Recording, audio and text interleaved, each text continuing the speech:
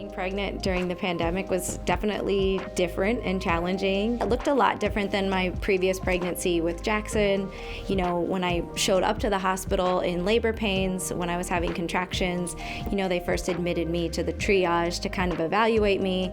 And in that case, I did have to be alone for that period of time. So, you know, I'm in the throes of labor, I'm in pain, my husband can't be with me. And I'll never forget, there was directly in front of me, there was a wall clock. And the way I was laying down in bed, that's like the thing I could just see so much. And I just remember just looking at that clock and looking at that clock, and it just seemed like an eternity was going, you know, it was taking an eternity. Once in the room, it was a little bit more normal, if that's the word.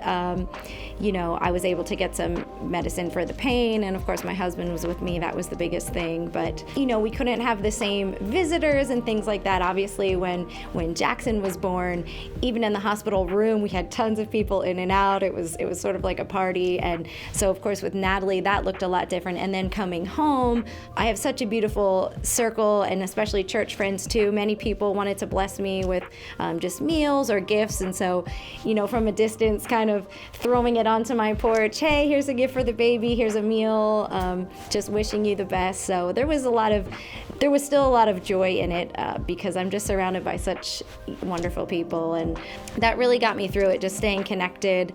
I really learned, you know, I know that his faithfulness is so steadfast and that he turns things for good. So whether I was feeling nervous or anxiety or even joy, I mean, whatever feeling I was feeling in the pandemic, I just really had to give it to God because I know that he would give me the courage I needed, the strength I needed to get me through that time, and he still does. And for me, it was just, there was a worship song that came out in April during the pandemic called Promises by Maverick City Music, and that it still resonates so much with me. But that was like my anthem during April, during May, and still my anthem. It's just, great is your faithfulness to me, great is your faithfulness to me. And that's just something that we have to believe is true, that we know is true.